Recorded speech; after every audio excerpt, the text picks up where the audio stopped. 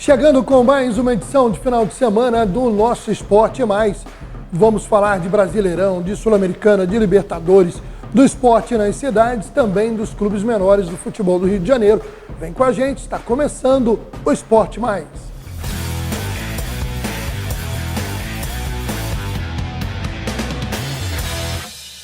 Vamos iniciando essa edição de final de semana do nosso Esporte Mais, destacando o que foi destaque no meio de semana, que foram as vitórias do Atlético Mineiro e do Botafogo pela Libertadores da América. O Botafogo, vamos começar pelo Galo, né? Porque o Galo jogou na noite de terça-feira e soube aproveitar o fator casa contra o River Plate, atropelou o tradicional time argentino, 3-0, gols de Paulinho e 2 do Daverson. Daverson que tem história em Libertadores, né? Fez um gol antológico aí para a equipe do Palmeiras numa final contra o Flamengo. E mostrou mais uma vez que tem estrela. 3-0 no primeiro jogo, pelo que o time do River mostrou, parece que está mais do que decidida a classificação da equipe do Atlético Mineiro. Mas, de qualquer maneira, né, é bom dar uma esperadinha para ver. Eu acho que é quase impossível o Atlético perder essa vaga na final e já vislumbro uma final brasileira.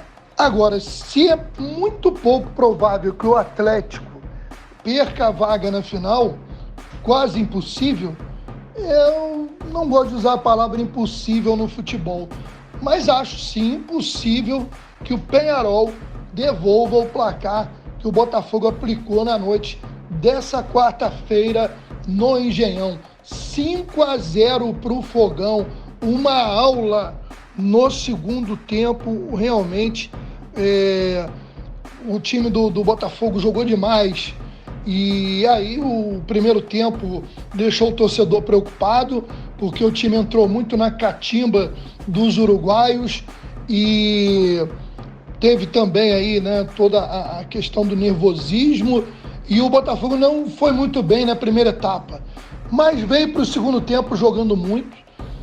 O papo com o técnico Arthur Jorge fez bem, e um segundo tempo avassalador, com o gol do Savarino aos 5 minutos, depois de um ótimo passe do Luiz Henrique. O Botafogo todo jogou bem no segundo tempo, mas Luiz Henrique e Savarino fizeram a diferença. O Luiz Henrique participou também. Primeiro tem o segundo gol, foi marcado pelo Alexander Barbosa, o zagueiro argentino marcou seu primeiro gol com a camisa do Botafogo, numa cobrança de escanteio, que ele aproveitou ali o bate e rebate dentro da área. Depois, uma excelente jogada que começou com o Luiz Henrique, passou pelo lateral Vitinho e a conclusão do Savarino, que contou com sorte e com a falha do goleirão uruguaio. Depois, o Botafogo já vencia por 3-0, aí Luiz Henrique faz um golaço. O lançamento do Savarino, o Igor Jesus tentou dominar e acabou fazendo um passe involuntariamente para o Luiz Henrique, que teve uma categoria absurda para encobrir o goleiro Aguerre e fazer o 4-0. E para fechar o placar dessa grande goleada, o Fogão fez seu quinto gol com o Igor Jesus, depois de um lance em que ele participou, viu o rebote e o Almada finalizou, o goleirão deu rebote e o Igor Jesus de cabeça colocou com categoria e fez 5-0. O lado lamentável foram as cenas de vandalismo e violência provocadas por torcedores uruguaios que incendiaram veículos, quebraram quiosques. 283 deles foram presos, nem puderam ver o jogo. E depois da derrota, mais vergonha por parte da torcida do Peñarol, que depredou parte do estádio Dubon, administrado pelo Botafogo. Diante dessa barbárie aí de parte, lógico que não podemos dizer que foi toda a torcida do Peñarol, mas de uma boa parte da torcida, a gente Acho até que o 5-0 foi pouco, né? Eles mereciam ter saído mais humilhados ainda pela palhaçada que fizeram aqui no Brasil. Vamos conferir um trecho do que falou o técnico Arthur Jorge após essa grande goleada. Boa noite. Primeiro queria dar parabéns, Monique Cardone aqui da Paramount, pela partida, pela goleada de hoje. Arthur, queria que você falasse exatamente o que você falou no vestiário, que mudou completamente a postura dos jogadores, e o que você considera no primeiro tempo que foi o erro do Botafogo, que jogou um pouco abaixo do esperado. Bem, em primeiro lugar, agradecer por nos dar os parabéns, sabendo nós que estamos a meio do percurso que é esta semifinal e onde nós queremos chegar. Aquilo que foi a primeira metade, foi a primeira parte que acabou por ser muito dividida, muito amarrada com as duas equipas e tentar perceber como é que se encaixava uma na outra. Não tivemos nenhum erro, aquilo que nós fomos fazendo é que acabou por não ser o suficiente para conseguirmos chegar mais próximo da baliza contrária. Precisamos de fazer alguns ajustes e isso dentro daquilo que eu falei ao intervalo com os jogadores. Pedi para que mantivessem a serenidade, que pudessem aumentar um pouco mais a intensidade, que era importante para nós. Quanto o jogo mais vivo tivesse, mais vantagem nós tínhamos, porque nós queríamos um jogo mais rápido, mais intenso, um jogo corrido. Era importante que nós conseguíssemos ter essa abordagem. Fizemos, de facto, na segunda parte, com a possibilidade de conseguir libertar mais aqueles que são os nossos jogadores que trabalham na segunda linha de ataque, para que nós pudéssemos ter mais capacidade de ligação e capacidade também de podermos atacar a baliza contrária com mais assertividade para conseguirmos fazer os golos que eram necessários fazer. Boa noite, Alain Viana, Visão Botafoguense. Arthur, John, parabéns pelo excelente resultado. Um resultado que acho que ninguém esperava-se que o Botafogo até tivesse vantagem, mas não uma vantagem tão ampla. E o que isso pode impactar no próximo jogo, no jogo de volta, tanto para o Arthur quanto para o John, para responder essa para a gente, por favor. Primeiramente agradecer a Deus, né? Conseguimos fazer um grande jogo, mas a gente não sabe que ainda não tem mais 90 minutos ainda pela frente. A gente sabe que tem mais um jogo no Uruguai, colocar os pés no chão agora, tem um Bragantino, a gente sabe que mais uma decisão para a gente. Sabemos do resultado que a gente fez, mas lá no Uruguai a gente sabe que vai ser muito difícil. Igual eu falo, colocar o pé no chão agora, sabe que sábado tem um grande jogo pra gente, uma grande decisão. Bem, nós não podemos desvalorizar aquilo que fizemos. A verdade é que fizemos um bom jogo dentro daquilo que são os 90 minutos. Fizemos também um ótimo resultado, um resultado que tem uma vantagem obviamente confortável, mas não é de bom senso nós pensarmos que a questão está resolvida. É uma vantagem que nos dá esse conforto, mas que nós sabemos ainda que esses 90 minutos são 90 minutos que vão exigir muito de nós. E aquilo que nós tiramos do jogo é mérito nosso, é mérito daquilo que fizemos, porque fomos capazes de ter uma primeira parte que tivemos, fomos capazes de corrigir e de ajustar aquilo que era necessário ajustar. E ajustámos apenas e só alguns posicionamentos e algumas dinâmicas, porque vocês viram que eu não mexi em termos da mudança dos jogadores, e depois tivemos uma equipa que acabou por dar uma resposta sempre muito consistente, não só aqueles que jogaram de início, mas também aqueles que entraram, que nos acrescentaram valor também naquilo que foram trazendo ao jogo, de extrema importância, mas um resultado e um jogo bem conseguido da nossa parte, para podermos continuar na ambição que é a meta final, e essa meta final será chegar à final da Taça Libertadores. Vamos falar agora das semifinais da Copa Sul-Americana, e o Cruzeiro Cabuloso não aproveitou o fato de jogar em casa e acabou aí tropeçando contra o Lanús. Quinto jogo de Fernando Diniz no comando da equipe cruzeirense, quinto jogo sem vitória. O Cruzeiro desandou na temporada, pelo que jogou na noite dessa quarta-feira. Seu torcedor não tem muita expectativa de que vai chegar na final, mas futebol é jogado, né? A verdade é que o Cruzeiro vem decepcionando desde que conseguiu uma sequência de vitórias e chegou a sonhar com o título de campeão brasileiro. Por incrível que pareça, de lá para cá o time desandou e empata a maior parte dos jogos, e poucas vitórias, e realmente o Lanús, jogando em casa, vai levar até um certo favoritismo para o jogo da volta lá na Argentina. Na outra semifinal da Copa Sul-Americana, o Corinthians também não aproveitou o fato de jogar em casa. Levou 1-0 o gol do Salas, um gol de categoria, encobrindo o goleiro Hugo Souza, mas conseguiu a virada, com 2 belos gols do Yuri Alberto. Um depois de boa jogada com o Memphis Depay e outro em finalização de fora da área. Muita chuva, o jogo ficou meio truncado pela quantidade de poça d'água. E no segundo tempo, o Martirena acabou empatando para a equipe do Racing. Final 2-2, e assim como o Cruzeiro, o Corinthians vai para a Argentina precisando vencer para chegar à final da Sul-Americana. Bom, vamos dar um giro de informações do esporte nos municípios. A gente fala aí de estadual de seleções sub-17, Campeonato Carioca de Futsal e outras informações das cidades. Confira. O Campeonato Municipal de Voleibol Masculino 2024 de Petrópolis vai chegando na sua fase decisiva e no próximo dia 3 de novembro terá aí a participação das equipes que estão ainda sonhando com o título. Entre elas, o Magé Voleibol. A equipe de Magé tem feito aí uma boa campanha e é um dos favoritos para a disputa do título.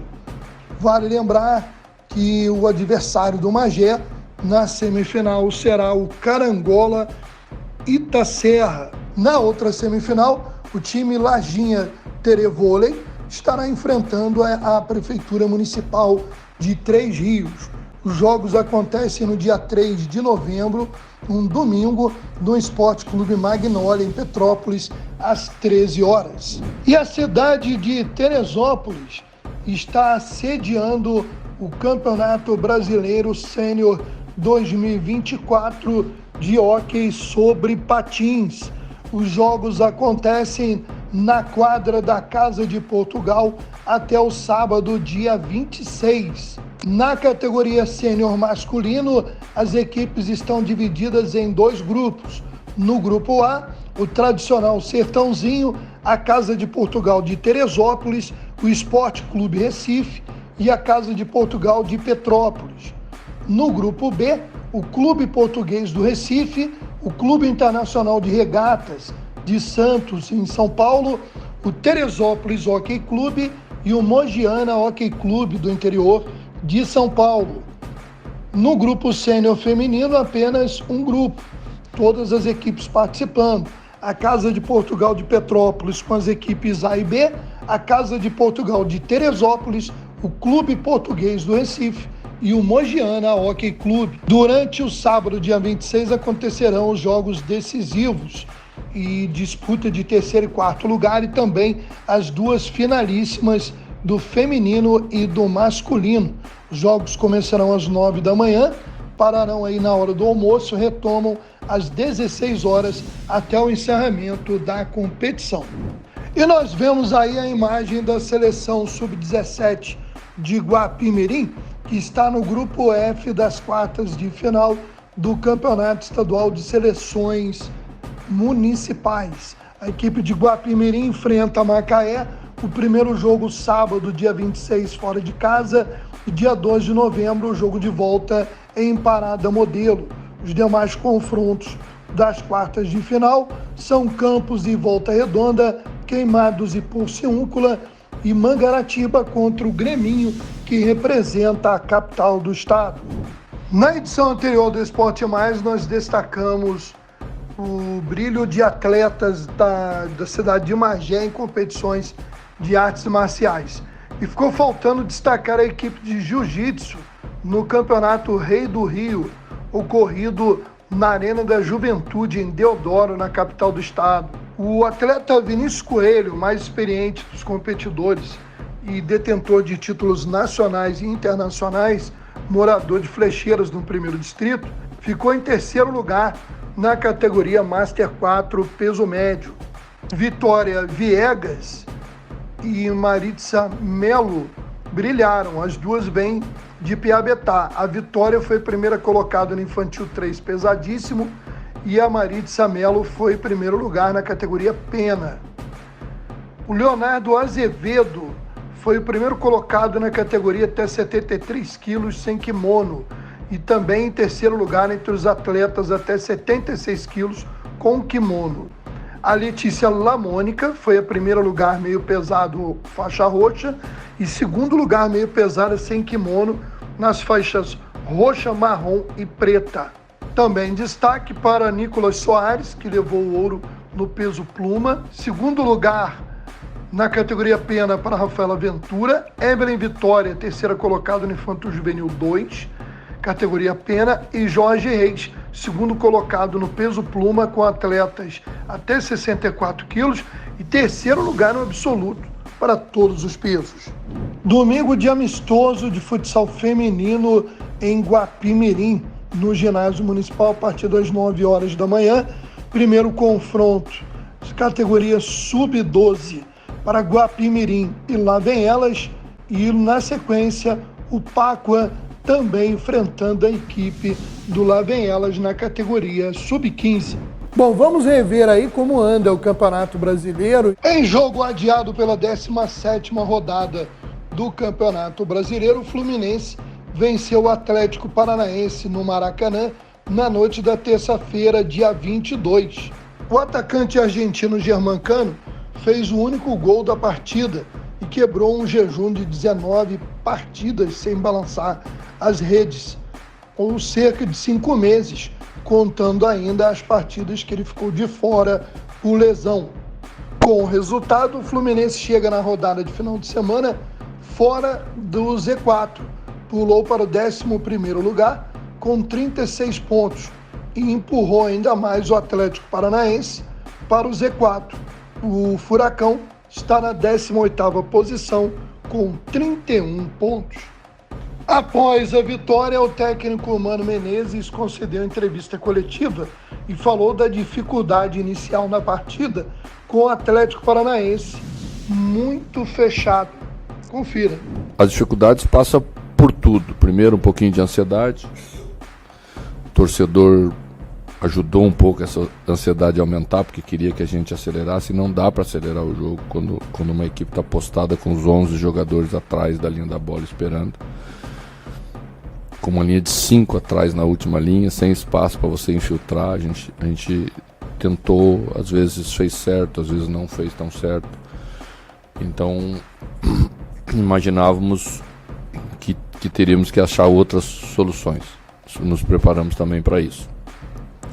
Bernal saiu porque sofreu uma falta que o árbitro, inclusive, não marcou no primeiro tempo, que cortou, aí inchou, estava fechando o olho, estava dificultando ele.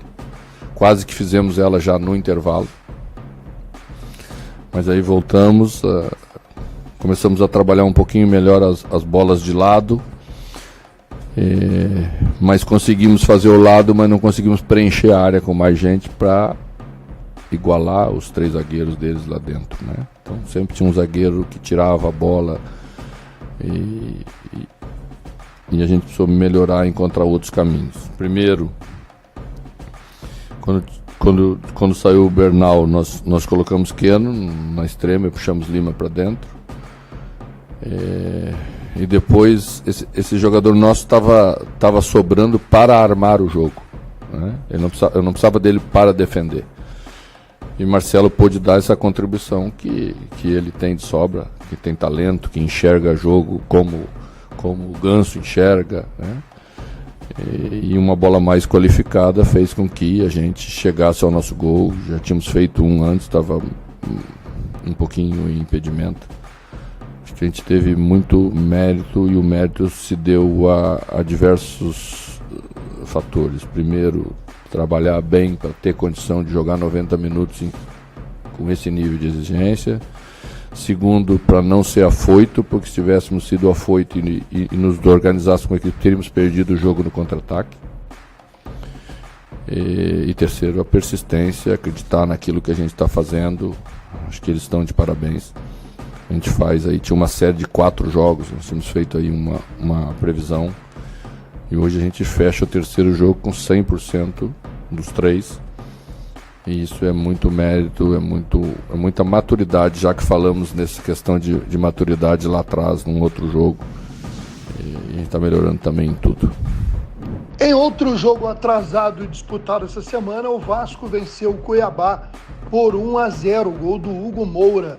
O resultado, mais do que a atuação, que não foi boa, o Vasco não jogou bem na partida, mas a vitória por 1-0 valeu porque o Vasco se distanciou de qualquer risco aí de rebaixamento, quer dizer, não está matematicamente fora, mas vinha de um jejum muito grande de vitórias e já começava a acender uma luzinha amarela. Com a vitória sobre o Cuiabá, o Vasco pulou para 40 pontos na 10ª colocação. Então, uma situação razoável aí para o time do Vasco nesse final de campeonato. Pensando mais, vamos dizer assim, o Vasco está mais próximo da zona da Sul-Americana do que da zona de rebaixamento. Isso é importante. O Vasco hoje estaria entre os times classificados para disputar no ano que vem a Copa Sul-Americana e livre do rebaixamento. Mas a atuação não foi nada convincente. O técnico Rafael Paiva reconheceu que o Vasco não jogou bem, mas disse que era fundamental vencer de qualquer maneira. Queria que você comentasse um pouco sobre esse resultado, que deve uma seca de mais de um mês sem vencer para o Vasco, e um pouco sobre o desempenho da equipe também, que já há algum tempo, pelo menos para quem vive esse dia a dia do clube, aparenta estar um pouco abaixo. E se puder brevemente falar também sobre os desfalques do Verratti e do Hugo Moura para a partida contra o Bahia, que entende-se que serão muito pertinentes para a partida. Boa noite. O resultado era fundamental hoje. Hoje a gente tinha que ganhar o jogo de qualquer forma. A gente sabe que a gente ficou muito aquém da nossa forma de jogar que a gente gostaria, mas a gente tinha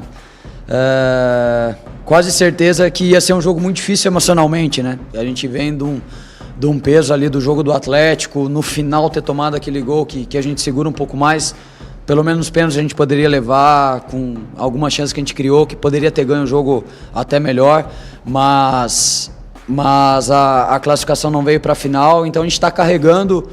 Por mais que a gente falasse, que a gente tivesse total consciência de tudo isso, a gente sabia que a gente ia sofrer hoje. Então foi de longe um jogo que a gente não conseguiu encaixar um bom jogo, mas a gente tinha que ganhar. Acho que isso é o mais importante. Hoje a vitória veio e 1-0 foi goleada hoje para nós. Hugo e Verratti são 2 jogadores, a espinha dorsal aí da equipe também, junto com alguns outros jogadores. Vão fazer muita falta no jogo contra o Bahia, mas é hora também da gente...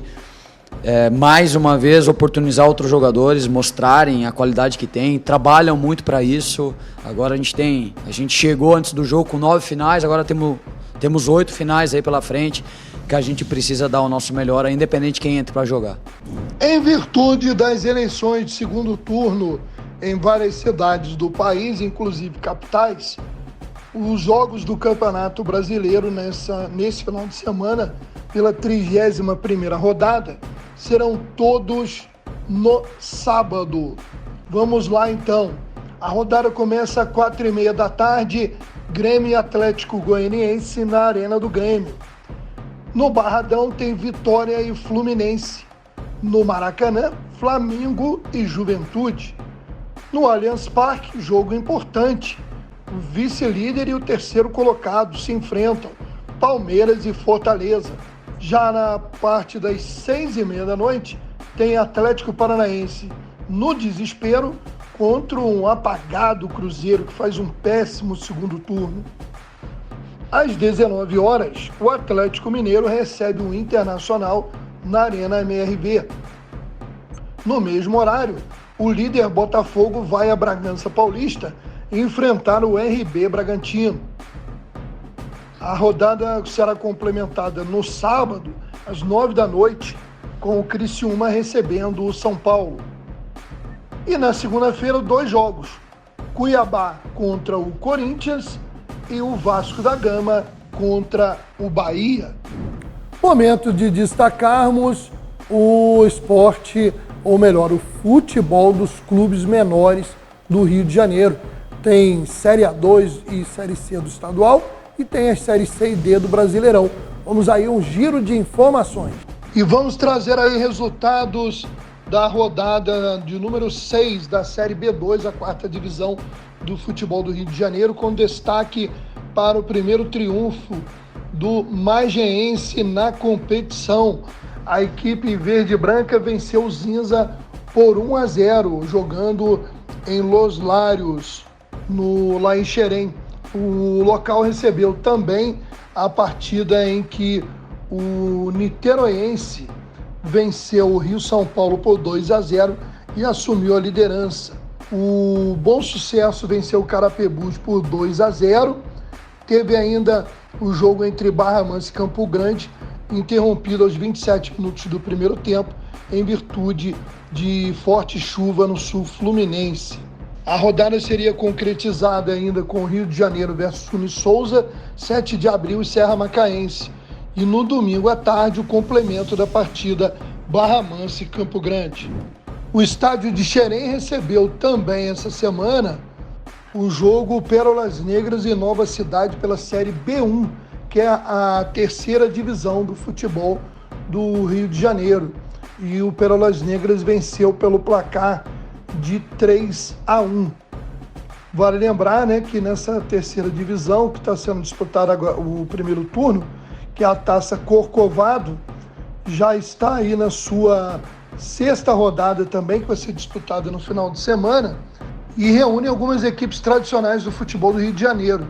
Algumas que já disputaram a 1ª divisão do futebol do Rio, como o Serrano de Petrópolis, o São Cristóvão, o Nova Cidade de Nilópolis e o Friburguense. E nesse sábado tem jogo pela Copa Rio, categoria profissional, quando o Volta Redonda vai ter um jogo aí com um jeito de entrega de faixas do título de campeão brasileiro da Série C. A gente revê um pouco aí, né, da partida decisiva do Voltaço contra a equipe do Atlético, em que o Volta Redonda venceu por 2-0 e garantiu o título de campeão brasileiro da Série C. Agora o Volta Redonda vai em busca de mais um título aí para coroar o ano de 2024, que é o da Copa Rio. O Voltaço enfrenta o Maricá nesse sábado às 4 horas no Raulino de Oliveira. No primeiro jogo fora de casa, deu empate em 1-1. Quem avançar desse duelo enfrenta na final a equipe do Olaria. Não podemos deixar de registrar nessa edição o adeus a Adilson Maguila Rodrigues. O Maguila, o maior boxeador peso pesado da história do pugilismo brasileiro, que chegou a ser campeão mundial da Federação Mundial de Boxe, ao derrotar em 1995 o britânico Johnny Nelson, numa luta disputada em Osasco, São Paulo. Além disso, foi campeão brasileiro, sul-americano, latino-americano e continental. Maguila morreu esta semana em São Paulo, onde estava hospitalizado devido à doença conhecida como demência pugilística, muito comum em atletas dessa modalidade esportiva.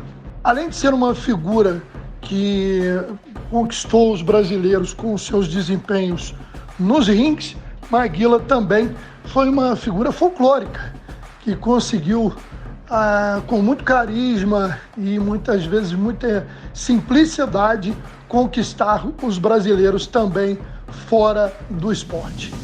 O adeus ao grande campeão. Agora sim, chegamos ao final desta edição, agradecendo mais uma vez a nossa equipe técnica e a sua audiência nos canais e plataformas que transmitem o Esporte Mais. Um grande abraço e até a próxima edição.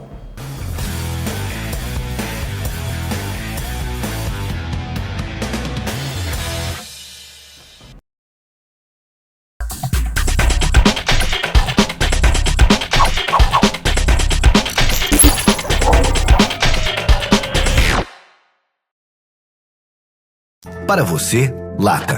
Para ele, casa. Para você, pneu usado. Para ele, academia. Para você, garrafa. Para ele, maternidade. O que para você é lixo, para o mosquito da dengue é um luxo. Deixe seu quintal sempre limpo e acabe com as mordomias do Aedes aegypti.